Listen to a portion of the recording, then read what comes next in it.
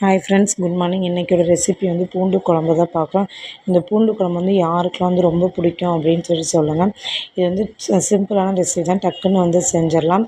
இந்த பூண்டு குழம்பு வந்து ரொம்ப சூப்பராக இருக்கும். சுடுசாதத்தில் வந்து பூண்டு குழம்பு போட்டு தொட்டுக்கு வந்து வத்தல் இல்லைனா அப்பளம் சோத்து வத்தல் வச்சு சாப்பிட்டோன்னா சூப்பராக இருக்கும். இது வந்து ரசத்துக்கு வந்து சைடிஷாகவும் வச்சு சாப்பிட்லாம், தயிர் சாதத்துக்கு வந்து சைடிஷாகவும் வச்சு சாப்பிட்லாம். இது வந்து சும்மா 2 நாள் வச்சு சாப்பிட்டோம், இல்லை சுண்டு வச்சு சாப்பிட்டோம் அப்படின்னா சூப்பராக இருக்கும். நீங்களும் வந்து ட்ரை பண்ணி பாருங்கள். ட்ரை பண்ணி பார்த்துட்டு வந்து கமெண்ட் பண்ணுங்கள். ரொம்ப சிம்பிளான குழம்பு தான், வந்து ஈஸியாக வந்து செஞ்சிடறேன். அடுத்து வந்து புளி வந்து ஒரு குட்டி சைஸ் புளி மட்டும் எடுத்துக்கிட்டேன். நான் தக்காளி வந்து நிறையா எடுத்துக்கிறனால புளி வந்து கம்மியாக எடுத்துக்கிட்டேன். புளி தண்ணி ஊற்றி வச்சோம் அப்படின்னா அது வந்து கொஞ்சம் ஊறிடும். நான் வந்து ரெடி பண்ணி வச்சுட்டேன். ஒரு பெரிய வெங்காயம் வந்து கட் பண்ணி வச்சுட்டேன். பூண்டு ஒரு 15-20 பல் பூண்டு வந்து தோல் உரித்து வச்சுட்டேன். 2 தக்காளி வந்து கட் பண்ணி மிக்சியில் போட்டு வச்சுருக்கேன். தக்காளி வந்து அரைச்சி போட்டோம் அப்படின்னா அது வந்து கிரேவி கன்சிஸ்டன்சி வந்து நமக்கு நல்லா கிடைக்கும். டக்குன்னு வந்து ரெடி ஆயிரும் குழம்பும். இது வந்து ஒரு கடாயை வச்சுட்டு நான் கடலெண்ணெய் தான் ஊற்றி நான் செஞ்சுருக்கேன். நல்லா தாராளமாக கடலெண்ணெய் இல்லை நல்லெண்ணெய், இது 2 மட்டும் ஊற்றி செஞ்சால் தான் இது வந்து சூப்பராக இருக்கும். எண்ணெய் காஞ்சதும் ஒரு 1/4 ஸ்பூன் வந்து வெந்தயம், அதுக்கப்புறம் வந்து கடுகு வெந்தயம் நல்லா பொரிஞ்சதுக்கப்புறம் கருவேப்பிலை போட்டுக்கோங்க. கருவேப்பிலை போட்டு நல்லா வந்து பொரியணும்.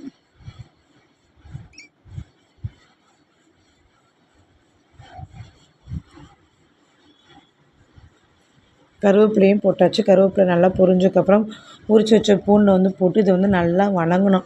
நல்லா வணங்கினா மட்டும்தான் அதோடய டேஸ்ட் வந்து நமக்கு நல்ல எசன்ஸ் வந்து நல்லா கிடைக்கும். சாப்பாட்டில் வந்து பிசைஞ்சு சாப்பிடவும் சூப்பராக இருக்கும். இல்லை பச்சையாக இருந்துச்சு அப்படின்னா அந்த பூண்டு ஸ்மெல் வந்து நமக்கு கொஞ்சம் அடிக்கிற மாதிரி இருக்கும். நல்லா வணங்கினதுக்கப்புறம் அந்த பெரிய வெங்காயத்தை வந்து போட்டு பெரிய வெங்காயம் நல்லா வணங்கிடணும்.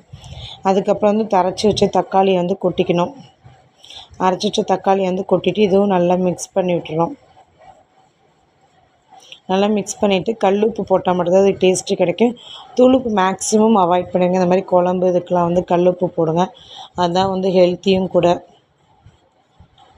அதுக்கப்புறம் கொஞ்சம் மஞ்சத்தூள், அதுக்கப்புறம் 1.5 ஸ்பூன் வந்து மிளகாய்த்தூள் நான் போட்டுக்கிறேன். இந்த மிளகாய்த்தூள் வந்து வீட்டிலையே நான் ரெடி பண்ணது. வீட்டிலையே வந்து வறுத்துட்டு வீட்டில் மிக்சிலேயே நான் வந்து அரைச்சிட்டு சலிச்சு வச்சுக்கிட்டேன். கடையில் வந்து வாங்குறத அவாய்ட் பண்ணணும் அப்படிங்கிறதுக்காக இந்த மாதிரி நான் ட்ரை பண்ணேன். ஆனால் நல்லா இருந்துச்சு. நீங்களும் வந்து ட்ரை பண்ணி பாருங்கள். வீடியோ வேணும் அப்படின்னா கமெண்ட் பண்ணுங்கள். மல்லிப்பொடி வந்து 2 ஸ்பூனு போட்டு நல்லா வந்து மிக்ஸ் பண்ணி வச்சுட்டு தண்ணி உங்களுக்கு தேவையான அளவு தண்ணி ஊற்றிடுங்க.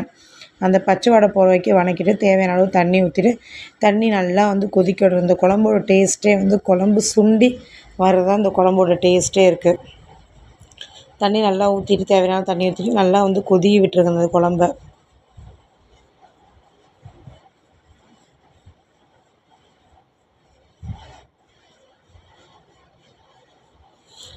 நல்லா வந்து கொதிஞ்சக்கப்புறம் இந்த மாதிரி பபுள்ஸ் நிறையா வந்து கொதிஞ்சக்கப்புறம் அந்த புளி ரசம் இருக்குல்ல, புளி ரசத்தை வந்து ஊற்றி இதுக்கப்புறம் வந்து நல்லா சிம்லேயே வச்சு மூடி போட்டு இது பண்ணிடுங்க.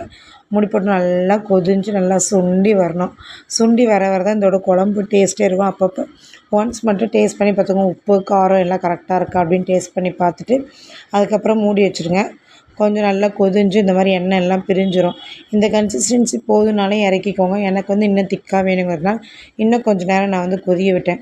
நல்லா கொதிஞ்சு மேலே மல்லித்தழை, இந்த கன்சிஸ்டன்சி தான் எனக்கு ஓகே அப்படிங்கிறதுனால நல்லா மல்லித்தழை போட்டு சூப்பராக இறக்கி சாப்பிட்டோம் அப்படின்னா சூப்பராக இருக்கும். நீங்களும் வந்து ட்ரை பண்ணி பாருங்கள். ட்ரை பண்ணி பார்த்துட்டு கமெண்ட் பண்ணுங்கள், வீடியோ வாட்ச் பண்ணுங்கள்.